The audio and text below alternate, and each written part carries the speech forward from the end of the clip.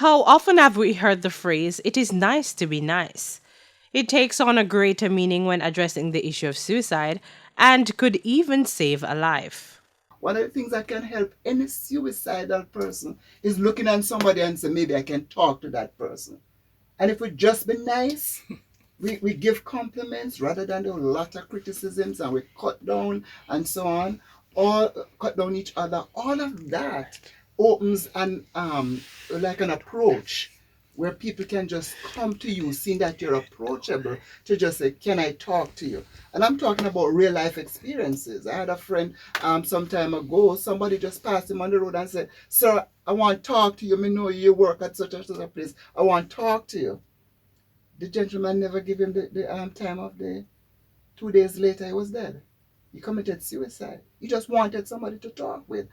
So just being nice sometimes is very helpful. I mean, just for people to say, hello, that person I can talk to. He argues that too often some religious denominations make it even hard on the survivors to cope with the tragedy of losing a loved one to suicide.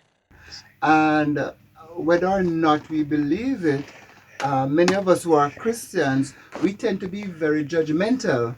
And so we carry that and people feel that from us. All right. So I was in a setting and we were talking about suicide, and there was a religious leader that was adamant that nobody can kill their life and not go to hell. And I drew an example of somebody that I knew killed themselves. And I said, okay, I know of this young man having issues, and he drank some Gramaxone.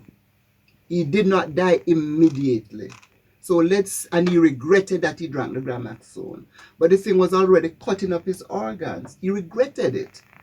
He regretted it, apologized, talked to God about it. You're saying now that, no, he's gone to hell. The religious leader told me that. And I think we need to leave that to God. What people want is comfort in those times. Absolutely. People don't need that absoluteness and that stoniness and coldness and judgment and it's not like that. Cold finality. If I'm a Christian, the Jesus that I serve, I don't see him operating like that. The term used to describe the tragedy is no longer that someone has committed suicide, but that they have completed suicide. So we try not to use the term commit suicide. So we use the word complete suicide as opposed to attempted suicide, when an attempt is made and the person did not die. And what is the rate of suicide in relation to the Jamaica Constabulary Force? 26 police personnel have completed suicide over the last 19 years. Last year were two. I remember we have approximately 14,000 police, including district constables. Last year was two. The 2 years prior to 2018, 2016, 2017, there were none, for example.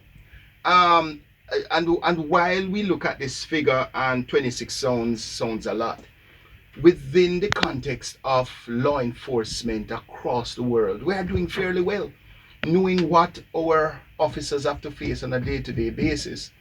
Then the environment, the volatile communities they have to police, the challenges, complexities of life, finances, etc., etc. We are doing well. Yes, one police who has completed suicide is one too many. Absolutely. But at the same time, let's not follow what the perception is out there. Some people think that dozens of police are committing suicide. Not true. Kimberly Broderick, Frontline News.